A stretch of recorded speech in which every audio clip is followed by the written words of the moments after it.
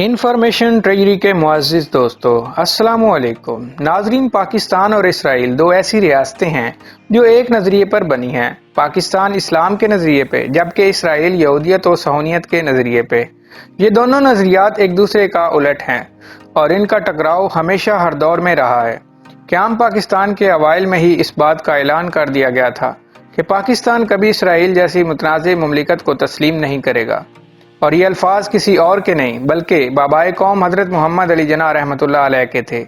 اول دن سے اسرائیل پاکستان سے خائف تھا اور پاکستان کا وجود اس کے لیے باعث تسلیم نہیں تھا۔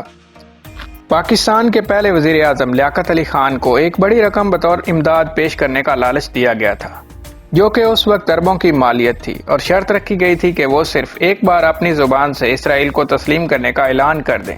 لیکن لیاقت علی خان نے اس وقت بڑی سختی سے یہ بات واضح کی تھی کہ ایسا ہونا کسی بھی صورت ممکن نہیں ہے۔ پاکستان کبھی بھی اسرائیل کو تسلیم نہیں کرے گا۔ اب یہاں سوال یہ اٹھتا ہے کہ آخر اسرائیل کو ایسی بھی کیا آفت آن پڑی تھی کہ ساری دنیا کو چھوڑ کر اسرائیل پاکستان سے خود کو کیوں تسلیم کروانا چاہتا تھا؟ یہ بہت ہی اہم سوالات ہیں۔ خواتین و حضرات، پاکستان بننے کے چند سال بعد اسرائیل کے وزیر اعظم نے اسرائیلی قوم کو مخاطب کر کے کہا تھا کہ تمہیں عربوں سے کوئی خطرہ نہیں، تمہیں خطرہ صرف پاکستان سے ہے۔ پاکستان کے وجود کو مٹانا ہوگا۔ یہاں سوچنے کی بات یہ ہے کہ آخر اس وقت ایک غریب اور پریشانیوں اور مسائل سے گھرے لٹے پٹے ایک ملک سے کسی کو کیا خطرہ ہو سکتا تھا؟ اس وقت پاکستان کے پاس کوئی جدید ہتھیار بھی نہیں تھے، نہ ہی ایٹم بم کا کوئی تصور تھا۔ عرب ممالک تو اس وقت بھی تیل اور قدرتی وسائل سے مالا مال تھے، اسرائیل کو ٹکر دینے کی پوزیشن میں تھے۔ لیکن اسرائیل کی کمال چلاکی سے ان کی حکمرانی میں عیاشی اور فحاشی کا ایسا زہر سرایت کرایا کہ وہ اسرائیل کے خلاف بولنا بھی بکواس سمجھنے لگے۔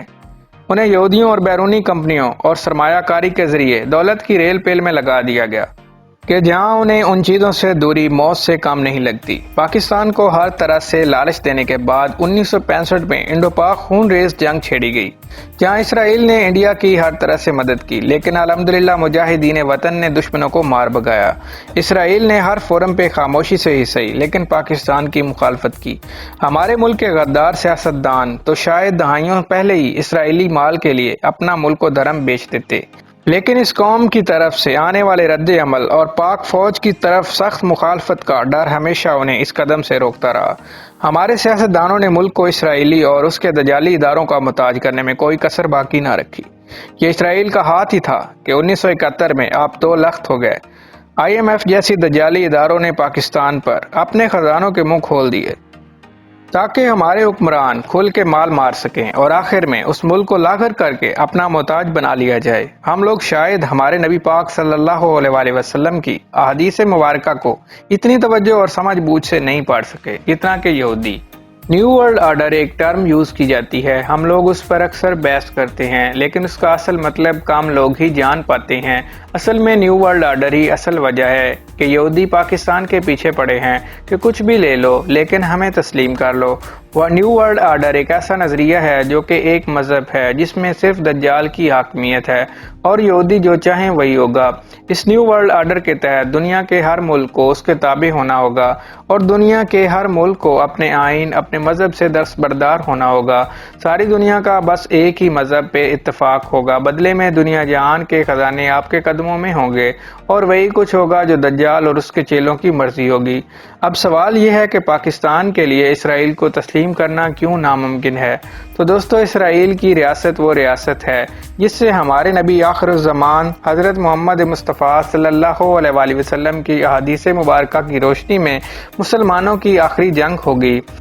اس جنگ کے لیے وہ مجاہدین، وہ فوجیں جائیں گی جو مشرق سے ہندوستان کو فتح کر چکی ہوں گی۔ یہاں سے یہ فوجیں حضرت عیسیٰ علیہ السلام کی مدد کے لیے روانہ ہوں گی۔ حدیث پاک کا مفہوم کچھ اس طرح سے ہے کہ ان کے پاس بہترین ہتھیار ہوں گے، اور ان شاہ سواروں کی بھی تعریف فرمائی گئی ہے۔ مشرق میں بہترین ہتھیاروں اور بہترین افواج والا مسلمان ملک کون سا ہے؟ بتانے کی ضرورت نہیں ہے۔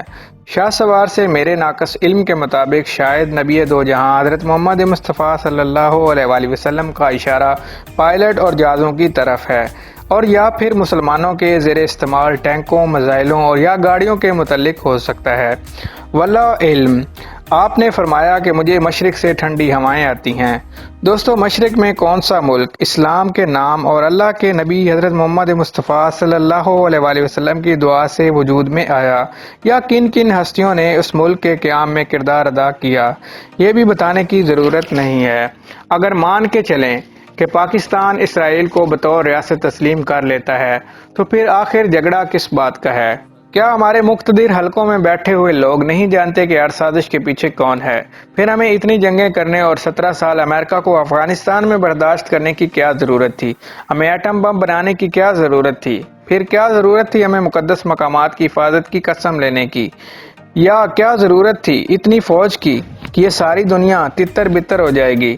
اور اگر آج اسرائیل کو تسلیم کرنے کا اعلان کر دو، اگلے 5 منٹ میں پاکستان کے خلاف ہونے والی کسی سازش کا نام و نشان نہیں ہوگا۔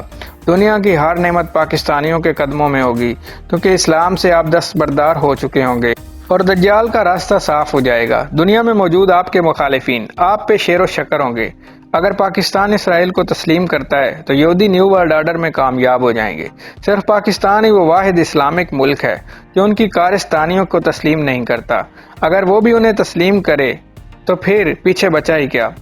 ایک آخری بات، چند سالوں تک اسرائیل کو ہر حالت میں نیو ورلڈ آرڈر کو لاگو کرنا ہے۔